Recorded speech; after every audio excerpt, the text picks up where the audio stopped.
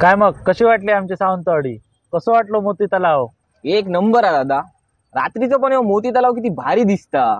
होय मग चल तुका एक मस्त पैकी गोष्ट पाचतय काय ता? जेणे तुझा माइंड फ्रेश जाताला. पण काय चल रे चल तुका दाखवायचं. जनावरावरती बसवून मास्टर शेफ माका घेऊन इले बॅचलर कॉफी मध्ये एक मस्त पैकी भन्नाट अशी कॉफी पाजूसाठी. हे असं त्या दुकानाचे चालक मालक दया गावडे, एक मालवणी व्यावसायिक. ह्यांच्याकडे आपल्या कॉफीचे वेगवेगळे प्रकार बघूक भेटतात. तसंच ह्यांच्याकडे मिल्क शेक देखील अवेलेबल असत. माका पिऊची होती हॉट कॉफी. लगेचच दादानी फ्रेश बनवून घेतल्यानी एका भांड्यात दूध घेऊन त्याच्यात कॉफीची पावडर टाकून त्याच्यात साखर टाकून सगळा मिक्सर गदा हलवून घेतल्यानी ह्यो जो धूर येता ना ती असा स्टीमिंग मशीन, त्याच्यात कॉफी ना एकदम क्षणात तयार होऊन जाता. बघू शकतास तुम्ही अवघ्या थोड्याच वक्तात आपली कॉफी बनान तयार झाली, ती पण आपल्या डोळ्याच्या समोरासमोरच. मी घेतले हॉट कॉफी तर मास्टर शेफ घेत होते कोल्ड कॉफी. एका भांड्यात दूध घेऊन त्याच्यात कॉफीची पावडर टाकून लगेच दादान साखर टाकून घेतल्यान आणि त्याच्यानंतर त्याच्यात टाकल्यान बर्फाचे खडे. या सगळा मिक्स करून झाल्याच्या नंतर लगेचच दादान सगळा मिक्सरला लावून घेतल्यान. बघू शकतास तुम्ही थोड्याच वक्तात आपली कोल्ड कॉफी बनान पण तयार झाली. तुमका पण हैसर येऊन कॉफीचा आस्वाद घ्यायचा असतात तर यांचा दुकान असं सावंतवाडी मोती तलावाकडे असलेल्या सारस्वत बँकेच्या एकदम बाजूकच.